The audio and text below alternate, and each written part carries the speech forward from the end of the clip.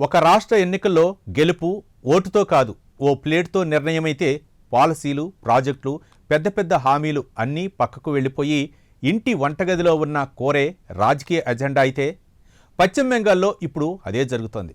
ఇక్కడ రాజకీయ పార్టీలు అభివృద్ధి గురించి కాదు, తినే ఆహారం గురించి మాట్లాడుతున్నాయి. ముఖ్యంగా ఒక సాధారణ చేప ఇప్పుడు ఎన్నికల రంగంలో ప్రధాన పాత్ర పోషిస్తోంది. బెంగాలీలకు చేప అంటే కేవలం ఆహారం కాదు, అది వారి అస్తిత్వం. అదే అస్తిత్వాన్ని టార్గెట్ చేస్తూ ఒకవైపు మమతా బెనర్జీ మైండ్ గేమ్ ఆడుతుంటే మరోవైపు ప్రధాని మోదీ ఆర్థిక వాస్తవాలను ముందుకు తీస్తున్నారు. కానీ ఇది కేవలం ఎన్నికల పోరు కాదు, ఇది ప్లేట్పై నడిచే రాజకీయ యుద్ధం. ఇంతకీ ఈ పోరులో బెంగాల్ ప్రజలు ఎవరి వైపు మొగ్గు చూపుతారు? Let's watch.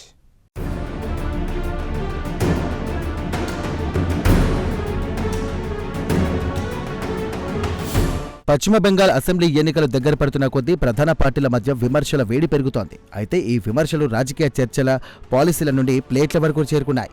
ఒక రాష్ట్ర రాజకీయ భవిష్యత్తు ఇప్పుడు ప్రజల భోజనపు అలవాట్లతో ముడిపడింది. మచ్ అంటే చేప, కానీ బెంగాల్లో అది కేవలం ఆహారం కాదు, ఒక ఐడెంటిటీ, ఒక సంస్కృతి, ఒక భావోద్వేగం. ఇప్పుడు అదే చేప రాజకీయ ఆయుధంగా మారింది. ఒక రాష్ట్ర రాజకీయాల్లో చేపలాంటి సాధారణ ఆహారం టాప్ లెవెల్ ఇష్యూ అవుతోందా? కానీ వెస్ట్ బెంగాల్లో అదే జరుగుతుంది.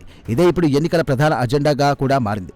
2026 అసెంబ్లీ ఎన్నికలు దగ్గర పడుతున్న కొద్దీ పెద్ద పెద్ద పాలసీలు, ఎకనామీ డిబేట్లు అన్నీ పక్కకు తప్పుకొని బెంగాలీ వంటగది మధ్యలోనే రాజకీయ పోరు ముదిరింది.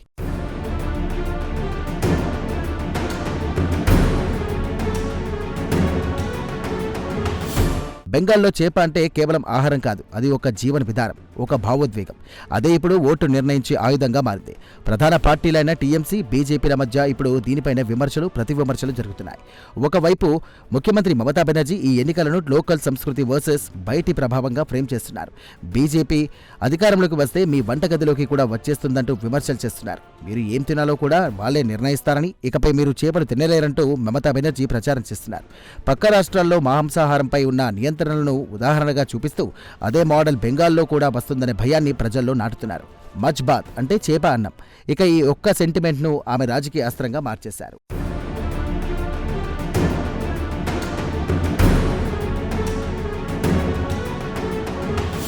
మరోవైపు ప్రధానమంత్రి నరేంద్ర మోదీ ఈ చర్చను పూర్తిగా వేరే దశలోకి తిప్పే ప్రయత్నం చేస్తున్నారు. భావోద్వేగాల కంటే వాస్తవాలను ముందుకు తెస్తూ బెంగాల్లో చేపల ఉత్పత్తి ఎందుకు సరిపోవడం లేదని ప్రశ్నిస్తున్నారు. సముద్ర తీరాలు, నదులు ఉన్నటువంటి రాష్ట్రం అయినప్పటికీ ఎందుకు ఆంధ్రప్రదేశ్, గుజరాత్ వంటి రాష్ట్రాలపై ఆధారపడాల్సి వస్తోందని ప్రశ్నిస్తున్నారు. ఇది ఆర్థిక వైఫల్యమని దీదీ ప్రభుత్వానికి చురకలు అంటించారు. అయితే మమతా బెనర్జీ బీజేపీ గురించి చేస్తున్నటువంటి ప్రచారం గురించి బయటపడడానికి మాత్రం చాలా కష్టపడాల్సి వస్తోంది. వెజిటేరియన్ పార్టీ అంటూ బీజేపీకి ట్యాగ్ వేశారు దీదీ.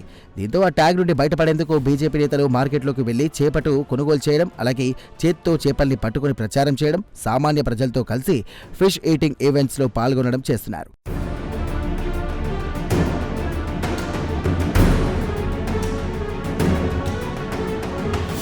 బెంగాల్ వ్యాప్తంగా పర్యటిస్తూ ప్రజల ఆహార సంస్కృతిని మార్చం అంటూ సందేశాన్ని ఇచ్చేందుకు బీజేపీ నేతలు ప్రయత్నిస్తున్నారు. బీజేపీ అభ్యర్థి శరద్వత్ ముఖర్జీ ఇప్పటికే పెద్ద చేపను మెడలో వేసుకుని ప్రచారం సైతం చేశారు. తాము ప్రజల ఆహార సంస్కృతికి వ్యతిరేకం కాదని వ్యాఖ్యానించారు. బెంగాల్ రాష్ట్ర బీజేపీ అధ్యక్షుడు సమీక్ భట్టాచార్య సైతం ఈ విషయంలో తిప్పరపడాల్సి వచ్చింది.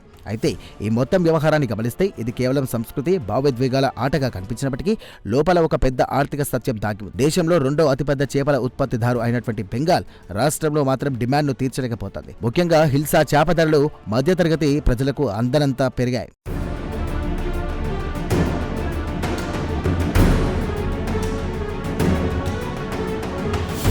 బంగ్లాదేశ్ నుండి వచ్చే సరఫరా అనిశ్చితిగా మారడం, అలాగే జియో పాలిటికల్ కారణాలు ఇవన్నీ కలిసి మార్కెట్ను ప్రభావితం చేస్తున్నాయి. ఒకప్పుడు ప్రతి ఇంట్లో ఉండే చేప కూర ఇప్పుడు చాలా మందికి ఖరీదైన లగ్జరీగా మారింది. ఇక్కడే బీజేపీ బ్లూ రివల్యూషన్ అనే నినాదంతో ముందుకు వస్తోంది. ఆధునిక పీసీ కల్చర్, ప్రాసెసింగ్ యూనిట్లు, సరఫరా వ్యవస్థను బలోపేతం చేయడం ద్వారా ఈ లోటును తగ్గిస్తామని చెబుతోంది. మరోవైపు టీఎంసీ తన జల్ భరో వంటి పథకాలతో నీటి వనరులను అభివృద్ధి చేసి మత్స్యకారులకు మద్దతు ఇస్తున్నామని చెప్పుకుంటోంది. రెండు పార్టీలు తమ తమ విధంగా పరిష్కారాలను చూపిస్తున్నప్పటికీ ఓటరు మాత్రం సింపుల్గా ఆలోచిస్తున్నాడు.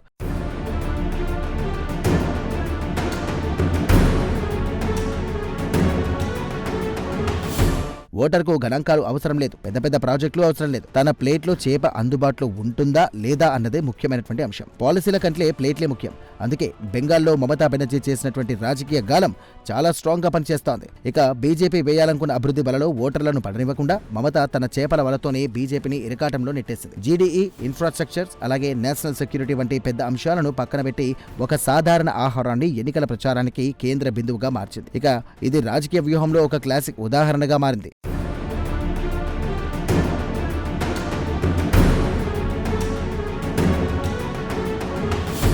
ఇప్పుడు పరిస్థితి చూస్తుంటే బీజేపీ నేతలు తమ అసలు ఎజెండాను ప్రజలకు అర్థం చేయించడానికంటే తమపై వచ్చిన అపోహలను తొలగించుకోవడానికి ఎక్కువ సమయం ఖర్చు చేస్తున్నారు. మార్కెట్లో చేపల కొనడం నుండి సోషల్ మీడియాలో ఫిష్ ఫోటోలు పోస్ట్ చేయడం వరకు ప్రతి చర్యతో మేము మీలాగే ఉన్నాం, ఆహారం అలవాట్లకు అడ్డురాబోమంటూ చెప్పేందుకు ప్రయత్నిస్తున్నారు. కానీ మమతా బెనర్జీ మాత్రం వాళ్ళు చెబుతున్నది వేరు, చేయబోయేది వేరు అంటూ బీజేపీ నేతల వ్యాఖ్యలను తిప్పికొడుతున్నారు.